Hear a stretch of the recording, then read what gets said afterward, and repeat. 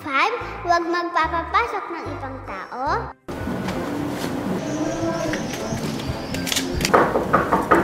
Tao po, tao po. Sino yun? Sabi ni Mami, huwag magpapapasok ng ibang tao. Tao po.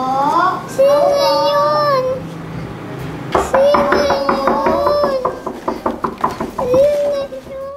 Ang sabi ni Mama, huwag magpapapasok ng sino-sino. Naku, anong gagawin ko?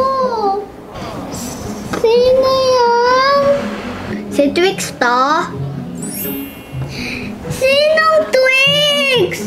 Ano ba yan? Nakasumpong na naman yung tililing mo. Ako to, yung kaibigan mo, si Twix. Twix? Ikaw ba yan? Oo, ako to, tililing. Wait lang! Hindi ikaw si